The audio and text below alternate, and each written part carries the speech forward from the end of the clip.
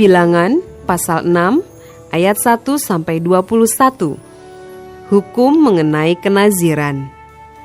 Tuhan berfirman kepada Musa, "Berbicaralah kepada orang Israel, dan katakanlah kepada mereka, apabila seseorang, laki-laki atau perempuan, mengucapkan nazar khusus, yakni nazar orang nazir, untuk mengkhususkan dirinya bagi Tuhan, maka haruslah ia menjauhkan dirinya dari anggur dan minuman yang memabukkan.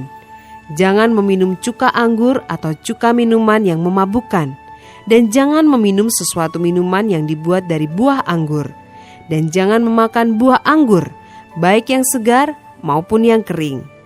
Selama waktu kenazirannya, janganlah ia makan sesuatu apapun yang berasal dari pohon anggur, dari bijinya sampai kepada pucuk rantingnya. Selama waktu nazarnya, sebagai orang nazir, janganlah pisau cukur lalu di kepalanya.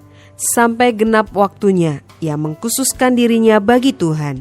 Haruslah ia tetap kudus dan membiarkan rambutnya tumbuh panjang. Selama waktunya ia mengkhususkan dirinya bagi Tuhan, janganlah ia dekat kepada mayat orang.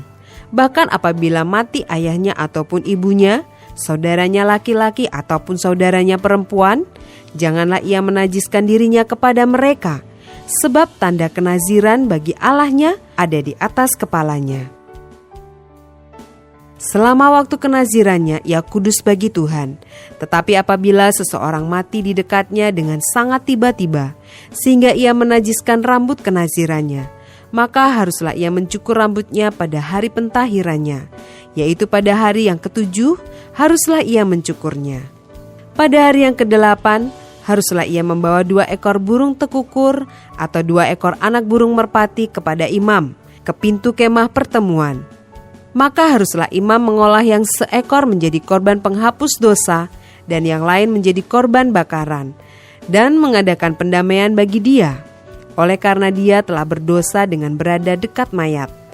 Pada hari itu juga, ia harus menguduskan kepalanya dan mengkhususkan waktu kenazirannya bagi Tuhan. Ia harus membawa seekor domba jantan berumur 1 tahun menjadi korban penebus salah. Hari-hari yang sudah lewat dianggap batal, karena rambut kenazirannya telah menjadi najis. Dan inilah hukum tentang seorang nazir. Apabila waktu kenazirannya genap, ia harus dibawa ke pintu kemah pertemuan, dan ia harus mempersembahkan sebagai persembahannya kepada Tuhan seekor domba jantan berumur 1 tahun yang tidak bercela untuk korban bakaran, dan seekor domba betina berumur 1 tahun yang tidak bercela untuk korban penghapus dosa, dan seekor domba jantan yang tidak bercela untuk korban keselamatan. Juga sebakul roti yang tidak beragi, yakni roti bundar dari tepung yang terbaik, yang diolah dengan minyak, dan roti tipis yang tidak beragi diolesi dengan minyak, serta dengan korban sajian dan korban-korban curahannya. Lalu haruslah imam membawa semuanya itu ke hadapan Tuhan dan mengolah korban penghapus dosa dan korban bakarannya. Domba jantan itu haruslah diolahnya sebagai korban keselamatan bagi Tuhan, beserta sebakul roti yang tidak beragi itu. Juga haruslah imam mengolah korban sajian dan korban curahannya. Maka haruslah orang nazir itu mencukur rambut kenazirannya di depan pintu kemah pertemuan, lalu mengambil rambut kenazirannya itu dan melemparkannya ke dalam api yang di bawah korban keselamatan. Imam haruslah mengambil paha depan domba jantan itu sesudah dimasak, dan 1 roti bundar yang tidak beragi dari dalam bakul, dengan 1 roti tipis yang tidak beragi, lalu meletakkannya ke atas telapak tangan orang nazir itu, setelah orang ini mencukur rambut kenazirannya. Kemudian haruslah imam mengunjukkan semuanya itu ke hadapan Tuhan sebagai persembahan unjukan.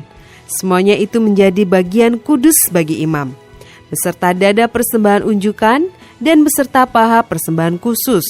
Sesudah itu, barulah boleh orang nazir itu minum anggur.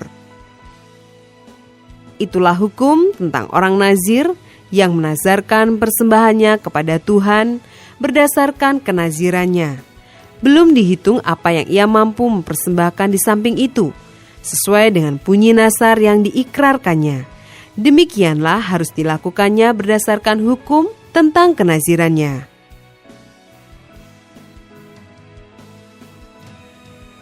Ayat 22-27, ucapan berkat imam.